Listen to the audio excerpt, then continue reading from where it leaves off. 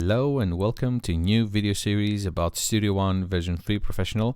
I'm going to show you how we can work efficiently in Studio One, tricks, videos about techniques, audio stuff, audio theory, music theory, technical music technology stuff, and most importantly, how Studio One can help you with your daily process in music.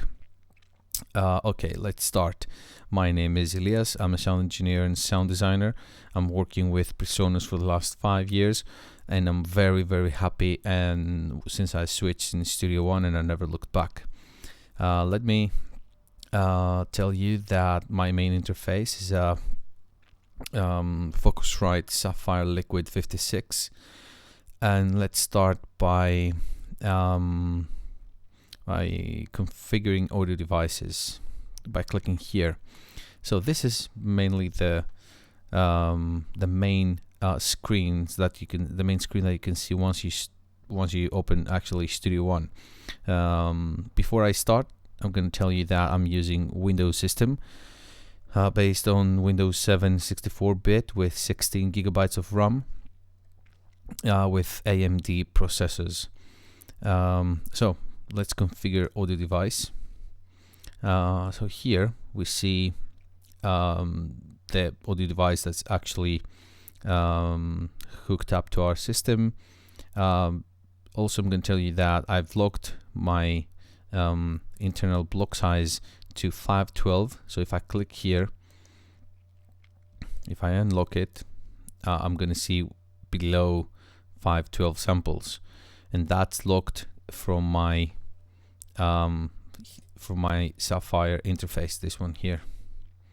You can see it here, and audio bar, so it's set up through here. If I choose 768 or 1024 2048, that will allow me to see what's below that. So enough of that. So yes, process precision.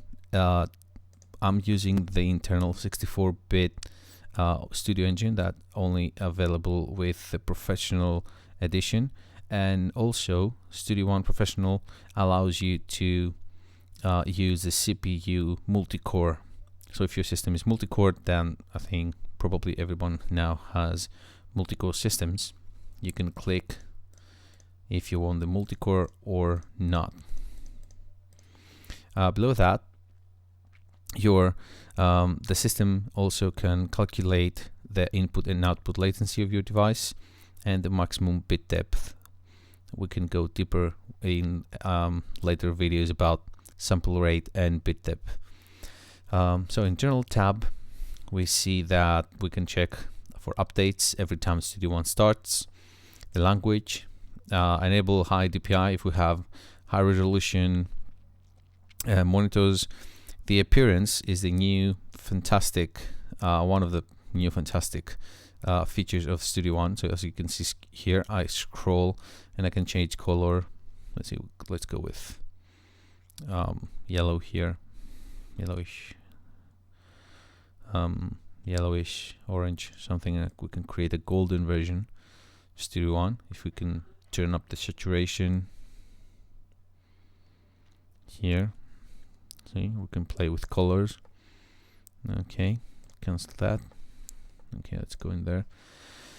In the location, we can use the user data, save location. The user data location is the default folder where we can save our songs and projects, and here we can click the autosave documents where we can allow Studio One to autosave our songs and projects every 10 or 5 or 7 or 20 minutes. That's up to you. Further, file types, we can add file types or we can remove file types. This is where the defaults, the file types that Studio One supports. Sound sets, we can add additional folders with the libraries that Studio One, where the Studio One libraries do exists. Instrument libraries, current one here is in my D drive, but you can change that from another one. And VST drives is actually what the name says, is where your VSTs are based in your system. So you can change that by add here, and you can give your path. Mine actually, as you see, is in the D drive.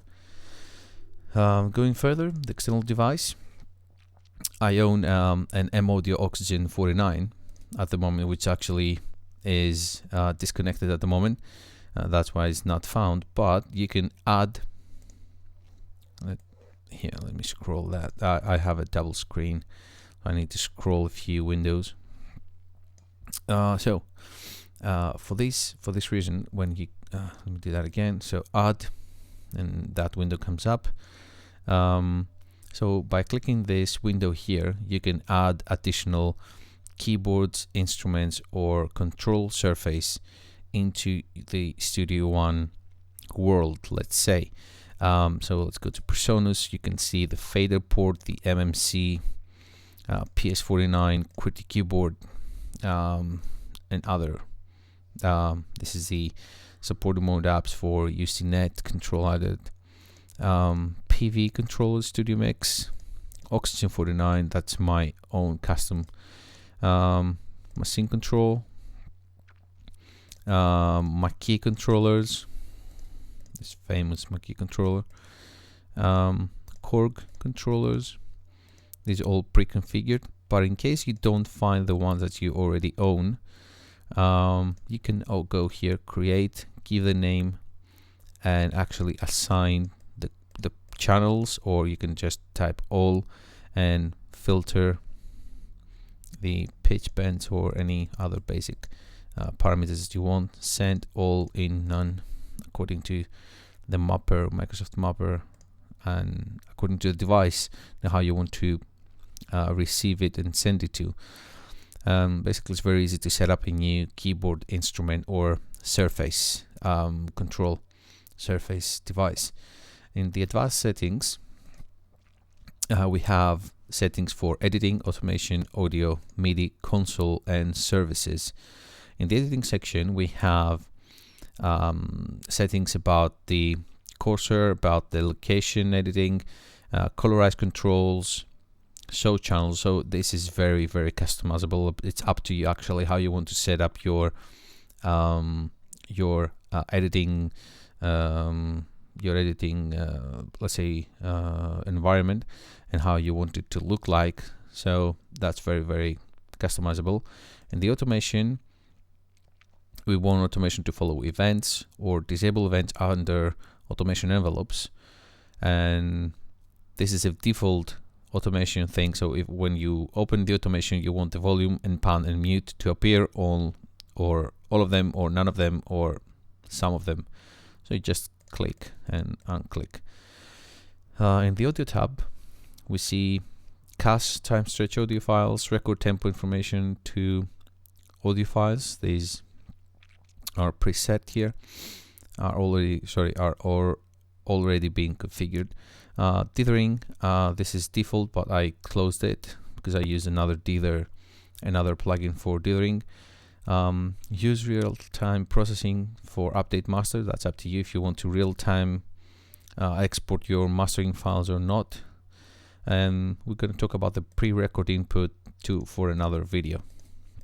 In another video, this is a very, very useful, let's say, feature if you want to improvise something and record it before something comes into your session. So it's a very, very, very useful feature. Release audio device in the background, that's for your interface. Process audio in safe mode and ignore audio timestamps. Use system clocks instead. So that depends on your these features depend on your you have to let's say test your interface and see what fits better. So in the MIDI section, you just have to see and work with your MIDI preferences, and accordingly hide emulated direct ports, time code that follows loops, chase long notes, So yes, this very objective thing. In the console, one of the amazing cool features is that in Studio One 3 we can colorize channel strips. So yeah, we have the ability to open that or not. Solo follow selection, channel editor follow selection. So this is very customizable. If you want it, you can have it by default or not. Audio input follow selection, audio track monitor follows record. That one if you want to record and audio track monitoring at the same time. So because sometimes I want just to monitor my guitars before I record it, or I just want to record it and not, so not monitor them. So that's up to you. Audio track and mute playback, just like in the tape style as it says here. Fader mode, touch, jump. So that's very customizable. And in the services, we have the changing these advanced settings. We have this message here, the warning, as you see the triangle. Changing these advanced settings might lead to improper function of Studio One. You should only continue if you are sure that you are about what you're doing. Yes, I'll be careful, I promise. So Presonus is warning us that by clicking and disable some of these if you see here, I'm disabled QuickTime, disable this, and a message appeared that I want to restart the Studio One. So they just warning us that by disabling some of these features, Studio One won't function properly, and that we need to restart the system. Yes, we don't want to do that anyway, so cancel that. Yes, so that was it. That's how we set up the Studio One before we start. Thanks for watching the video. Next video will be up soon, about how we can create a song and how we can customize the console, and before we start recording. Also, new videos will come up soon about music technology, the theory behind the theory about music technology, how things are working, sound, bit depth,